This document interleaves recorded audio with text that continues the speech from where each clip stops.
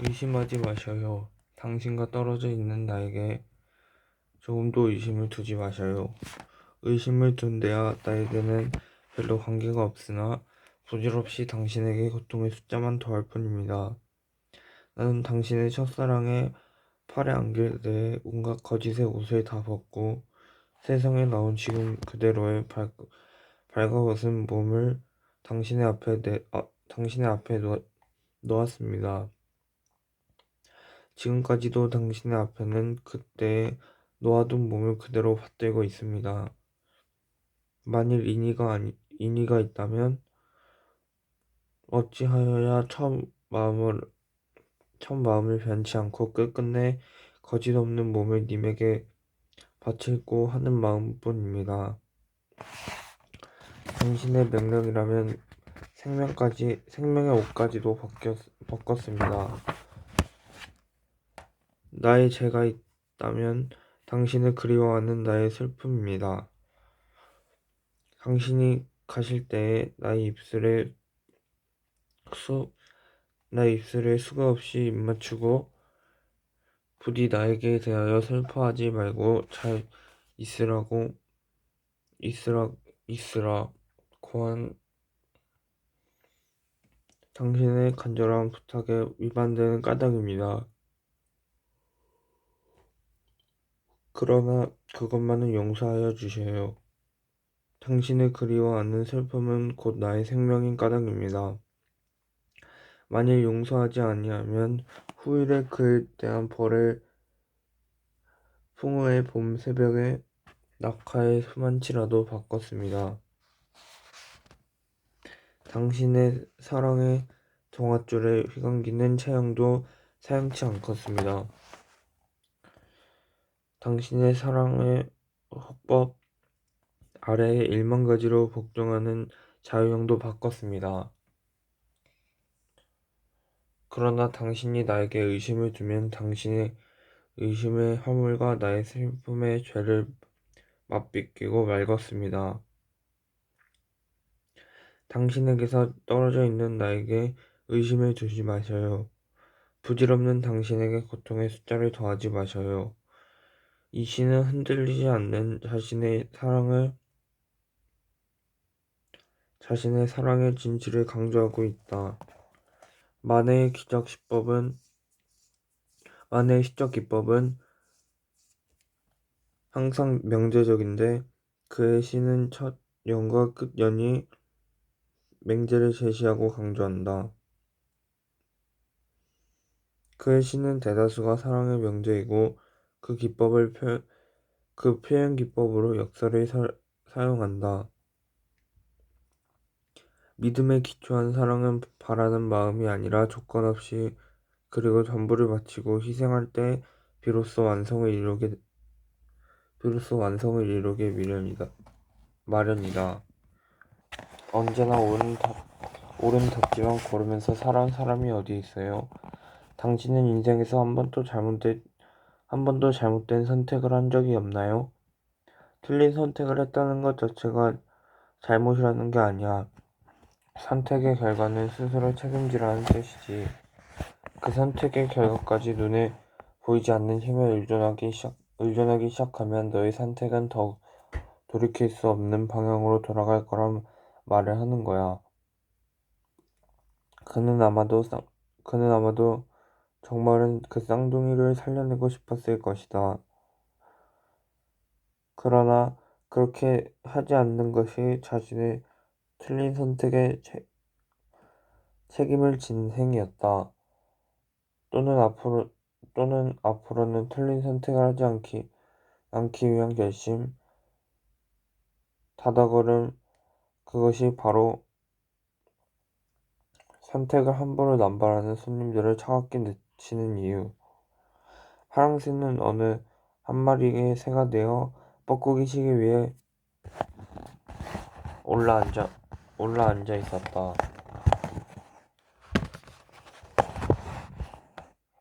아침이 되어 날이 밝으면 돌아가야 한다. 처음 이곳에 뛰어들어 왔을 때의 사정은 크게 달라지지 않았고 나는 아직 마음의 준비가 되지 않았다. 귀결을 빤히 예상할 수 있는 싸움만큼 피하고 싶은 일이 또 있을까? 내가 돌아갈 곳은 일종의 화해와 미래의 바람직한 전망을 목적으로 한 곳이 아니다. 맞닥뜨릴 것은 냉대 아니면 폭력 그 시간을 무사히 견뎌낸다면 그리고 일이 무사히 풀릴지는 모르겠지만 혹시 진범이 밝혀지고 내가 아무런 잘못도 없음이 드러난다면 그 다음에는 계획보다 좀 이르긴 하지만 아버지에게 부탁해야지. 세 분이 사시고 저는 세 분이 사시고 저 이 집에서 떠나도 되나요? 아버지는 귓등으로도 안 들을 테고 배 선생은 지금 어디서 대놓고 시위하는 개수작이냐고 소리를 지를 테지. 여보의 말하는 거 들었지? 당신 아들이 처음부터 나와 무의를 옆집 강아지만도 못하게 봤다는 거 알겠지?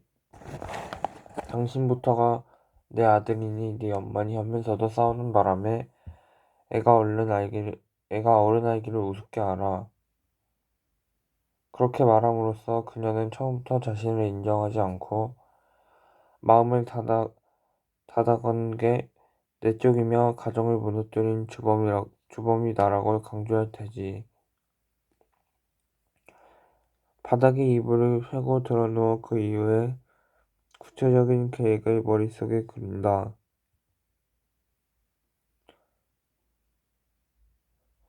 그동안 모은 명절 용돈이랑 다 합치면 전 재산이 얼마나 되더라. 치사하고 더러워도 아버지에게 조금 보태달라고 해야겠지. 고시원의 미성년자도 입실 가능한지 알아볼까?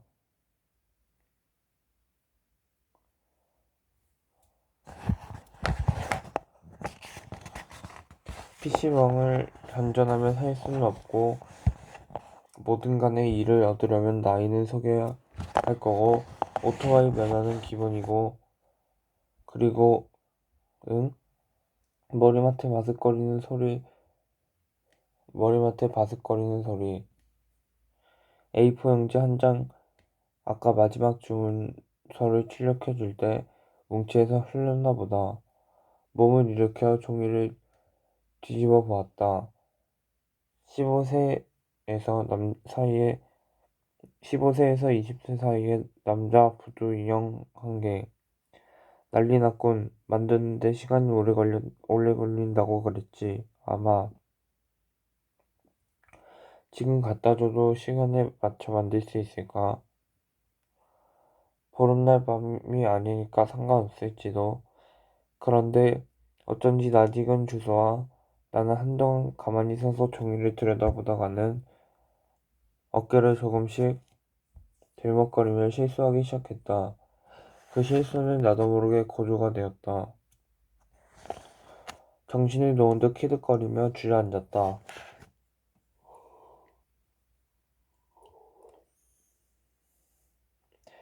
문득 눈앞이 시범하게 흐려지며 출렁거렸다. 파랑새가 날아서 어깨 위에 앉았다. 나는 흐느적거리며 웃는 동안 파랑새가 부디 그 날렵하고 부드러운 날개로 내 따귀를 한 대 갈겨주길 바랐다. 정신 차려 제발. 당신도 이런 거 믿어? 아니면 믿지는 않지만 이런 상징이라도 갖고 괴롭혀야 속이라도 시원해질 정도로 나를 증오해? 내가 당신한테 뭘 어떻게 했다고? 거기엔 내가 살던 집 주소와 배 선생의 이름이 적혀 있었다. 바로 그 순간 여진이 입가에는 실성한 듯 웃음을 머금은 채였다. 더듬더듬 무어라고 나도 알 수 없는 말을 입으로 중얼거리며 흘렸던 마지막 주문서를 뒤밀었다. 그걸 보고 점장은 아무 말도 하지 않았다. 물론 나는 그에게 나의 정확한 주소도 배 선생의 이름도 언급한 적이 없었다. 그럼에도 그는 나의 태도로 미루어 일이 어떻게 돌아가는지 알았고, 또한 그럼에도 한마디 말도 없이 곧바로 작업에 들어갔다. 나는 뭐 딱히 위로나 구원의 말을 기대하는 건 아니다.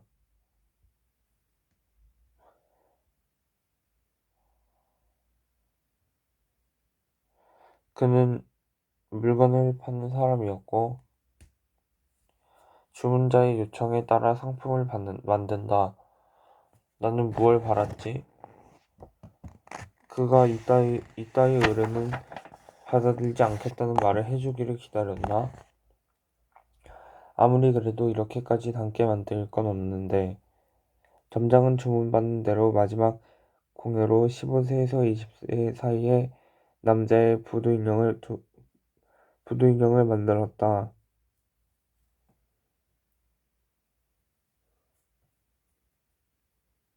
실물이 옆에 있어서 그런지 망설이지 않고 빠른 시간 안에 내가 봐도 닮은 얼굴을 빚어냈다.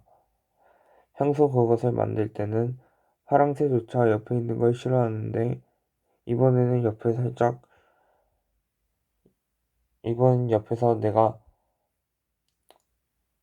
밤 이번엔 이번에는 옆에서 내가 밤새 뜬 눈으로 지켜보고 있는데도 저리 가라는 말이 없었다.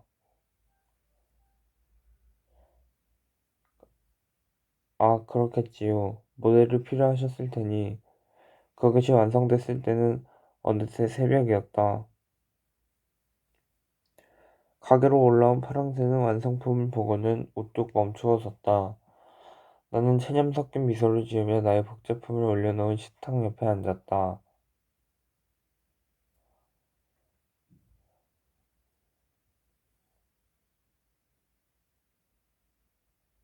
파랑새가 천천히 망설이듯 입을 열었다. 이건 그만해 나도 알아. 이건 해도 너무하다고. 점장은 여전히 아무 말도 없었다. 이제 누군가가 대신 말해주기를 기다리지 않고 내가 나의 의지로 나의 내가 나의 의지로 나의 선택에 대해 말할지 차례였다. 나 파랑새와 점장이 거의 동시에 나를 바라보았다. 나 그러니까 알겠지만 이건 내가 직접 갖고 가서 전해줄게요. 점장은 한참 동안 나를 바라보다가 이윽고 고개를 끄덕이고는 제품을 조심스럽게 포장해 주었다. 그렇게 해. 단지 그것뿐이다. 제발 정신 차려. 뭐라고 말해주기를 바란 거야? 아무래도 이건 안 되겠다고 못할 짓이라고 인형을 바닥에 떨어뜨리고 밟기라도 해주길 기대했냐고. 점장은 커다란 종이봉투 안에 포장한 뭉치를 담고 카운터에 올려놓았다.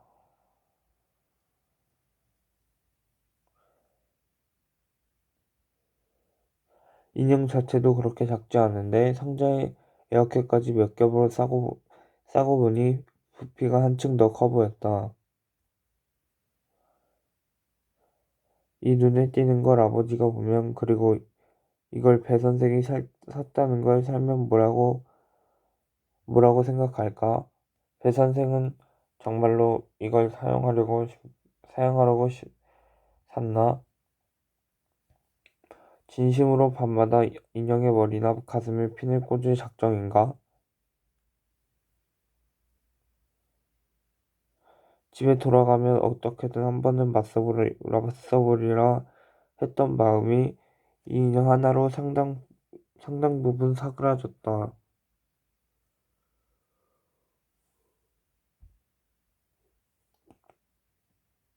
일반적으로 미신이나 헛짓거리로 치부하던 이런 일을 할 만큼 나이가 적지도 않고 소위 사회적으로 인정받는 교육자이기, 교육자이기까지 한 사람이 실현 가능성을 믿어서가 아니더라도 나를 저주하기 위한 인형을 샀는데 그 앞에 대고 내가 무슨 말이나 결심을 할 수 있겠어. 잠깐 실례합니다. 그때 풍경 흔들리는 소리와 함께 두 남자가 나타났다. 직감으로 경찰이란 걸 알았다. 빨리도 납셨군. 나는 카운터 위에 놓인 종이봉투를 살며시 집어들었다. 그때 두 남자 중 하나가 제지했다. 학생 그거 내려놔. 나는 봉투를 잡은 그대로 손을 멈추었다. 다른 한쪽 남자가 지갑을 펴서 신분증을 점장에게 보이며 빠르게 말했다. 신고가 여러 군데서 한꺼번에 많이 들어와서 같이 좀 삽시다.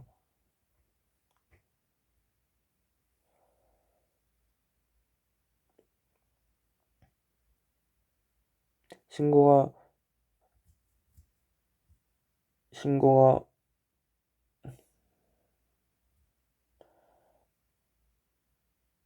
신고가 여러 군데서 한꺼번에 많이 들어와서 같이 좀 갑시다. 주인 맞죠? 점장은 살짝 각도가 삐뚤어지고 심드렁한 고갯짓으로 대답을 대신했다. 김경정, 여기 물건들 박스에 쓸어 담아. 그리고 거기는 직원, 같이 좀 가졌으면 좋겠어. 그리고 학생은 손님인가? 이쪽 말 못 들었어? 그거 내려놔. 필요하니까. 나는 나도 모르게 종이봉투를 더욱 힘주어 움켜쥐었다. 인형의 모양이 망가지지 않을 정도로 가슴에 끌어안았다. 바스락바스락 소리가 소리가 귓바퀴를 긁었다. 이따위 인형 배 선생에게 갖다 주지 않아도 그만이지만 하필이면 내 모습을 꼭 빼닮은 부두 인형이었다. 그들이 이곳에 온 사안이 정확히 무엇이든 간에 이건 점장에게 유리할 리가 없었다. 안 내려놓을 거면 너도 같이 가든가. 김 경장의 손에 든 것부터 빼서. 그때 점장이 천천히 입을 올렸다. 너희들 귀 막아. 나는 종이봉투 끈을 어깨에 걸친 채로 파랑새가 하는 모양을 따라 두 손으로 귀를 틀어막았다. 그리고 그가 입을 열었다. 있는 힘을 다해 귀를 막고 있어서 뭐라고 말하는지 들리지 않았지만 입모양으로 보아서는 입 닥쳐 움직이지만 이런 말인 것 같았다. 공기가 바뀌었다. 그들은 정말로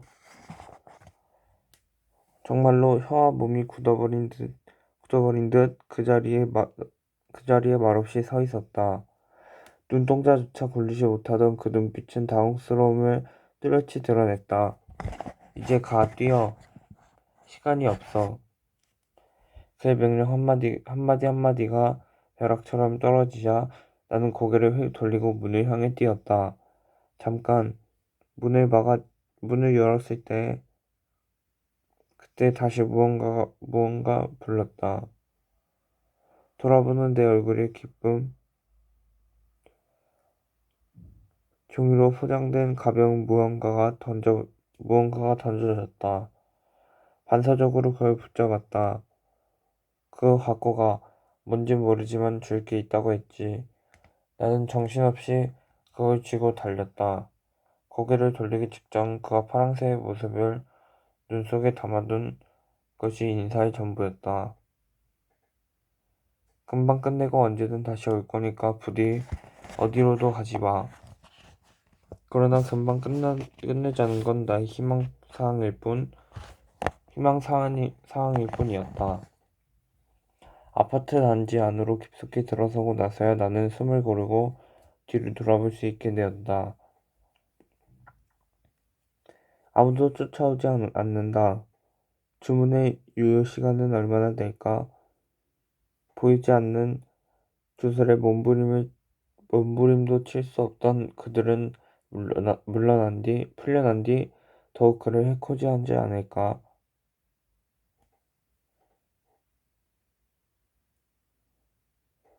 그것만 쓰지 않았더라도 단순 조사로 끝났을지 모르는 일인데, 나 때문에 더, 더 곤란해졌겠다.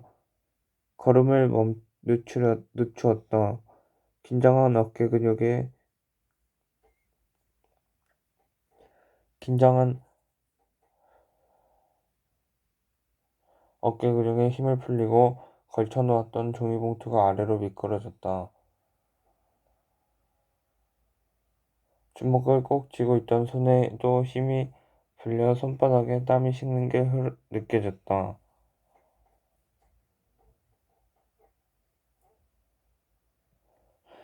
맞다. 이게 뭔데 굳이 도망간 사람을 불러 세워서 줬을까?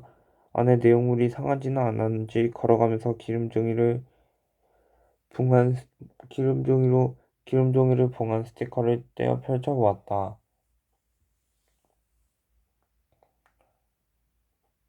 다시 떨어뜨릴 뻔한 걸 반사적으로 손바닥에 힘을 주어 잡았다.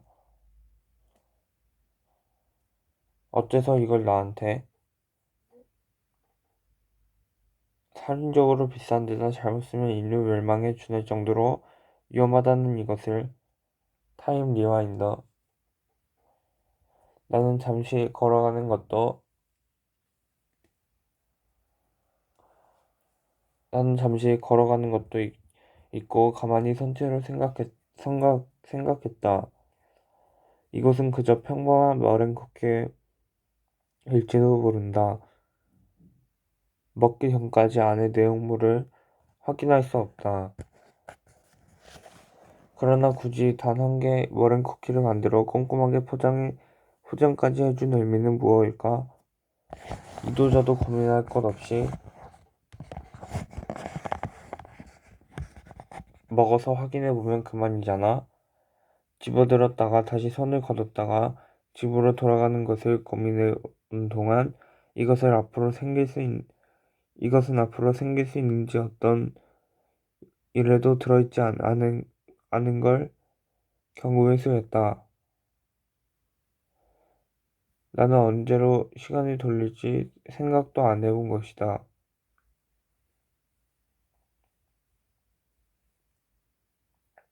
아무런 결정 없이 이걸 먹으면 손으로 부술 때만큼이나 평범한 머랭 쿠키가 되고 만다. 배 선생과 만나기 전에 시간으로 떠나면 엄마가 떠나기 전에 그 엄마가 전에 시간으로 그것보다 더 과거로 거슬러 올라가서 내가 헤매기 전에 청량리 여기서 헤매기 전의 시간으로 잠깐만 그렇게 수많은 시간을 가면서 되는 거야. 헤매 시간 대감기에 대해 아무런 대가도 지불하지 않은 내가 그 그날은 어쩌고 저쩌고 사격은 어쩔 건데 다시 한 발씩 떼어놓기 시작했다. 그는 아무런 조건 없이 이걸 내게 주었다.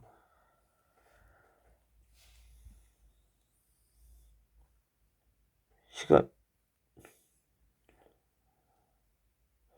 아마도 그가 다룰 수 있는 마법 가운데 최선의 힘이 여기 들어있을 터나 그는 허락한 것이다.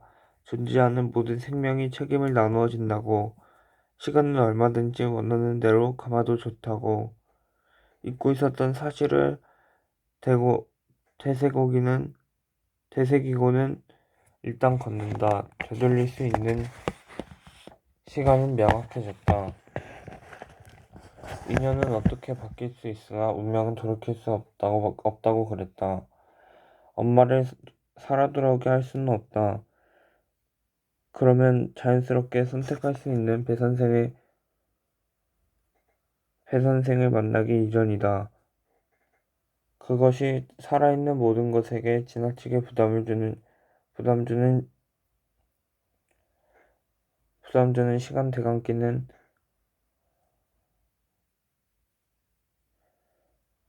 시간 대감기라면 최소한 배 선생과 미묘하게 사이가 틀어지기 전의 시점, 그것조차 무겁다면 그러면 언제로? 무의가 불행해지기 전의 시간으로? 그런데 무의가 언제? 언제부터 그런 일을 겪었는지 내가 정확히 아나? 게다가 운이 좋아서 그때로 되돌린들 나의 시간 선택사항과 완전히 무관한 길을 걷게 될 무의가 또다시 같은 일을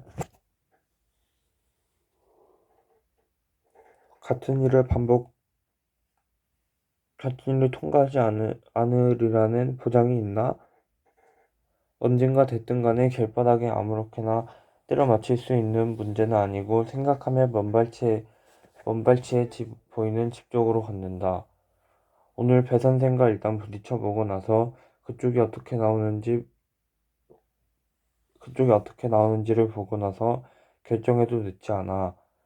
고작 오늘을 모면하는데 쓰기에는 손 안에 쥔 힘의 크기가 너무나도 우주적이니까.